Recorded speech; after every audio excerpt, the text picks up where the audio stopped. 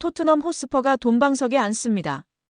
영국 매체 골닷컴은 16일 브라질의 팔메이라스가 이번 여름 토트넘의 공격수 히샬리송의 영입에 관심을 보이고 있다. 팔메이라스는 히샬리송을 영입하는 데 5,500만 파운드 약 1,020억 원을 지불할 의향이 있는 것으로 알려졌다라고 보도했습니다. 히샬리송은 브라질 국적의 1997년생 스트라이커로 현재 토트넘에서 애증의 선수로 남아있는데요. 비싼 이적료를 들여 영입했지만 기대 이하의 활약을 펼쳤기 때문입니다. 토트넘은 지난 2022년도 시즌을 앞두고 해리 케인의 잠재적 대체자로 히샬리송을 지목했으며 에버턴으로부터 그를 영입하기 위해 6천만 파운드 약 1,110억 원을 지불했습니다. 그러나 잦은 부상과 함께 기복 있는 플레이로 별다른 활약을 펼치지 못했습니다. 실제로 축구 통계 매체 트랜스퍼마크트에 따르면 히샬리송은 토트넘 합류 후 지금까지 무려 50경기 이상을 결장했습니다. 토트넘에서의 통산 기록은 90경기 20골 9도움. 결국 먹튀라는 오명까지 쓰게 됐습니다. 특히 지난 시즌은 커리어 로우를 기록했는데요. 개막 후 2경기 만에 근육에 이상이 생기면서 부상자 명단에 이름을 올렸으며 2달간의 재활 끝에 복귀했으나 또다시 문제가 발생해 전력에서 이탈했습니다. 최종 성적은 24경기 5골 2도움. 결국 몸값이 수두룩하였습니다. 토트넘 소식통 토트넘 호스퍼 뉴스는 지난 3월 히샬리송의 시간은 끝났다라고 보도하며 다니엘 레비 회장은 최대 5,500만 파운드 약 1,020억 원의 손실을 각오해야 할 수도 있다라고 밝힌 바 있습니다. 그런데 대반전이 일어난 것인데요. 잘하면 토트넘이 웃을 수 있게 됐습니다. 브라질 구단 팔메이라스가 히샬리송을 강력히 원하고 있는 상황입니다.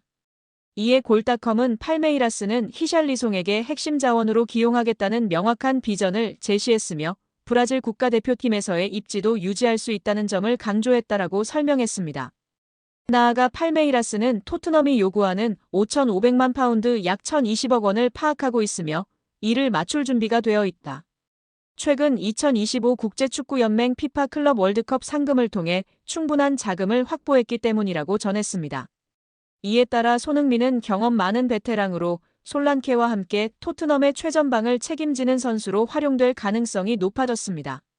토트넘 호스퍼가 유럽축구연맹 슈퍼컵에 손흥민 선수를 선발로 기용할 것이라는 전망이 제기되었습니다.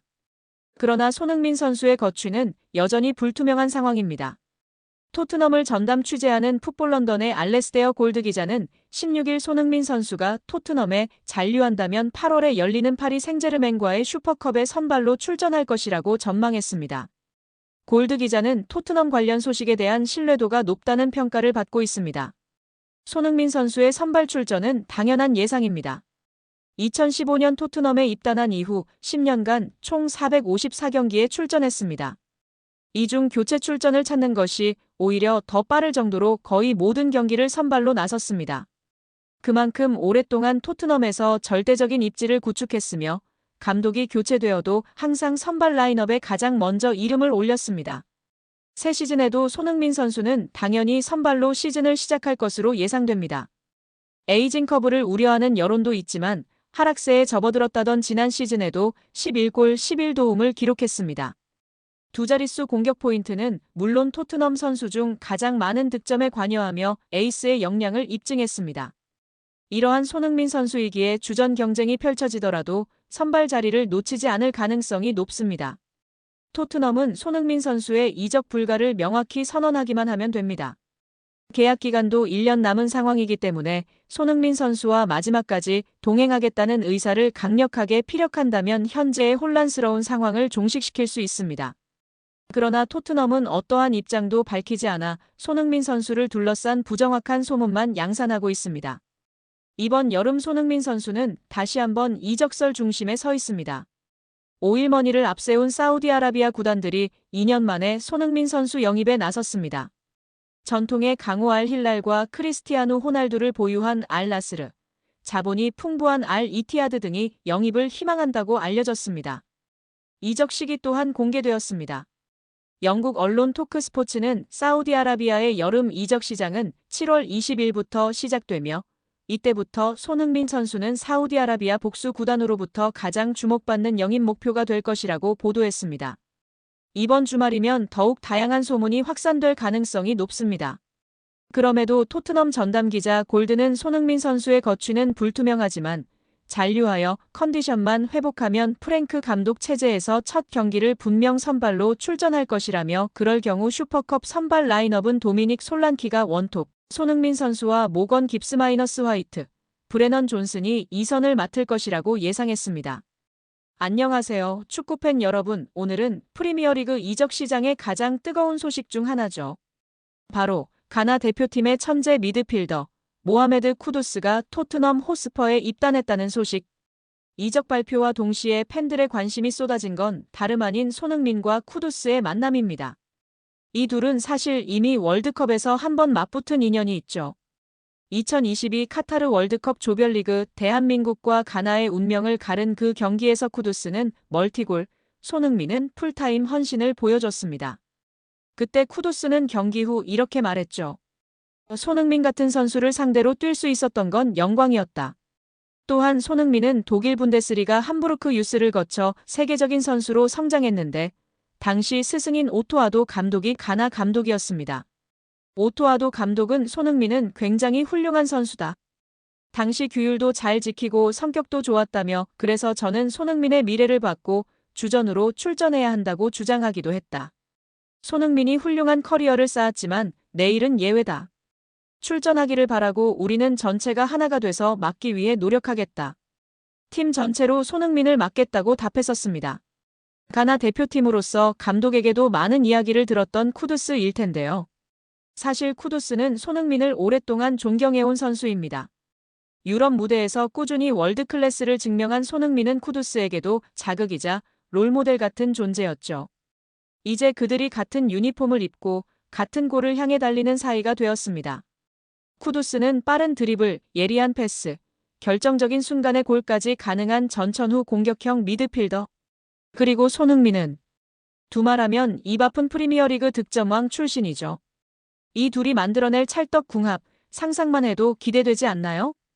쿠두스는 말합니다. 손흥민과 같은 선수가 앞에 있으면 패스 타이밍과 공간이 완전히 달라진다. 이제 토트넘의 공격은 손흥민, 쿠두스라는 새로운 공식으로 진화합니다. 토트넘은 11일 공식 홈페이지를 통해 웨스트햄 유나이티드에서 뛰던 쿠두스와 계약을 체결했다고 발표했습니다. 쿠두스의 새로운 등 번호는 20번인데요. 토트넘은 구체적인 계약 조건은 공개하지 않았습니다. 영국 방송 BBC는 이날 토트넘이 쿠두스와 2031년까지 6년 계약을 맺었다고 전했다. 토트넘이 웨스트햄에 지급한 이적료는 바이아웃 조항인 8,500만 파운드, 약 1,585억 원보다 낮은 5,500만 파운드, 약 1,025억 원에서 확정됐습니다. 이 금액조차 바이에른 뮌헨이 2025 국제축구연맹 피파 클럽 월드컵에서 자말 무시알라가 크게 다친 공백을 메우기 위해 쿠두스에게 접근하면서 500만 파운드가량 상향된 것으로 알려졌습니다. 또한 토머스 프랭크 토트넘 감독은 쿠두스의 활동량과 창의성을 높이 평가하며 자신의 축구 철학에 잘 맞는 선수라고 판단한 것으로 전해졌습니다. 과거 잉글랜드 프리미어리그 토트넘에서 활약한 제이미 오하라가 새 시즌 친정팀의 선수단을 조명하며 흥미로운 분석을 내놓았는데요. 새로 영입된 모하메드 쿠두스가 부주장 제임스 매디슨을 대신해 선발로 나설 것이라 전망하며 쿠두스의 인터뷰에 힘을 보탰습니다. 손흥민 향한 솔란케 극찬. 비난 속에서도 빛난 리더십 ESPN까지 발벗고 나섰다. 최근 토트넘 내부의 소용돌이 속에서도 단 하나 확실히 드러난 진실이 있습니다. 손흥민은 여전히 팀의 중심에 있다. 그 중심엔 새롭게 합류한 최전방 스트라이커 도미닉 솔란케가 있었습니다. 그가 직접 나서서 손흥민을 극찬한 이야기, 그리고 언론 비판 속에서도 손흥민을 감싼 동료들과 ESPN의 강력한 반격까지. 오늘 모든 이야기를 정리해드립니다. 지난 시즌 토트넘은 승부처에서 아쉬운 성적을 거두며 언론과 팬들 사이에서 손흥민이 제 기량을 제대로 발휘하지 못한다는 비판이 나왔습니다. 하지만 이러한 분위기 속 새로 영입된 스트라이커 솔란케는 손흥민의 진짜 가치를 누구보다 잘 알고 있었습니다. 솔란케는 스카이 스포츠 인터뷰에서 이렇게 말했습니다. 손흥민은 이 클럽에서 내가 본 가장 뛰어난 마무리 능력을 가진 선수다. 양발 가리지 않고 정확하게 마무리를 짓는 선수는 드물어요. 이는 단순한 호평을 넘어 팀 내 핵심 자원임을 스포트라이트한 발언이었습니다. 실제로 손흥민은 양발 슈팅과 공간 침투에서 워낙 강점이 명확합니다. 솔란케 입장에서는 이런 동료와 함께 뛸 수 있다는 건 나에게 행운이라고 느낄 법합니다. 하지만 여기서 끝이 아닙니다.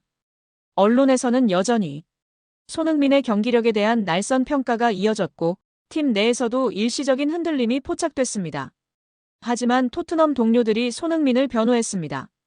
반더펜, 비수마, 그리고 메디슨 등 여러 베테랑은 경기장 안팎에서 그가 가진 능력과 리더십은 아직도 팀 핵심이라고 목소리를 높였습니다. 이런 분위기에 힘입어 스포츠 전문 매체 ESPN은 손흥민에 대한 반격 칼럼을 실었습니다.